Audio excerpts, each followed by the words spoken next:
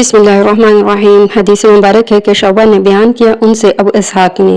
کہ میں نے براء بن عازب رضی اللہ عنہ سے سنا، انہوں نے کہا کہ یہ آیت ہمارے بارے میں نازل ہوئی۔ انصار جب حج کے لیے آتے تو احرام کے بعد گھروں میں دروازوں سے نہیں جاتے بلکہ دیواروں سے کود کر گھر کے اندر داخل ہوا کرتے تھے۔ پھر اسلام لانے کے بعد ایک انصاری شخص آیا اور دروازے سے گھر میں داخل ہو گیا۔ اس پر لوگوں نے لعنت ملامت کی تو یہ وحی نازل ہوئی کہ یہ کوئی نیکی نہیں ہے کہ گھروں میں پیچھے سے دیواروں پر چڑھ کر آؤ، بلکہ نیک وہ شخص ہے جو تقوی اختیار کرے اور گھروں میں ان کے دروازوں سے آیا کرے۔ ایک اور حدیث مبارک ہے کہ سالم نے خبر دی، کہا کہ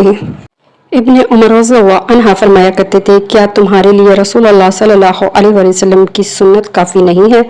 کہ اگر کسی کو حج سے روک دیا جائے تو ہو سکے تو وہ بیت اللہ کا طواف کر لے اور صفا اور مروہ کی سعی، پھر وہ ہر چیز سے حلال ہو جائے یہاں تک کہ وہ دوسرے سال حج کر لے، پھر قربانی کرے، اگر قربانی نہ ملے تو روزہ رکھے۔ عبداللہ سے روایت ہے کہ ہمیں مصر نے خبر دی، ان سے زہری نے بیان کیا کہ مجھ سے سالم نے بیان کیا، ان سے ابن عمر رضی اللہ عنہ نے اور اسی پہلی روایت کی طرح بیان کیا۔